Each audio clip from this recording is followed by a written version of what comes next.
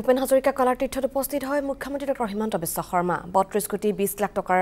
পুঁজিৰে নিৰ্মাণ হ'ব ভূপেন হাজৰিকা কলাতীৰ্থ আজি নিৰ্মাণ কাৰ্যৰ অগ্ৰগতিৰ বুজ লয় মুখ্যমন্ত্ৰীগৰাকীয়ে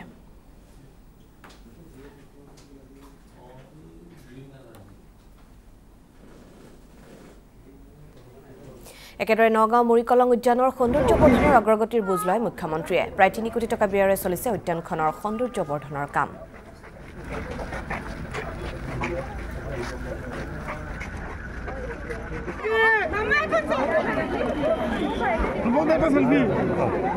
কোনো নিজে কৰিব লাগিব বেলেগ বেলেগ বস্তু তেতিয়াহ'লে মানুহ গধূলি ইয়াকে নহ'লে অকল বহি থাকি পেলাই কোনো ভাল নাপাব কিবা এটা এনজয়মেণ্ট লোকেল ফুড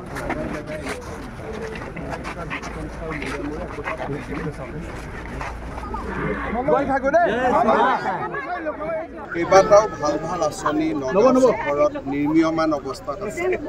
কি ধৰণে আঁচনিখিনি অহা ডিচেম্বৰ মাহৰ ভিতৰত সমাপ্ত কৰিব পাৰি এবাৰ ৰূপক শৰ্মা দীপনিৰঞ্জন শৰ্মা সুৰেশ বৰা সকলোৰে সৈতে এবাৰ পৰ্যবেক্ষণ কৰিলোঁ আৰু মই ভাবোঁ যে আমি এই আঁচনিবিলাক ডিচেম্বৰ মাহৰ আগত শেষ কৰিব নগাঁৱত কেবিনেট বৈঠক এখন হ'ব তেতিয়া দেখা যাব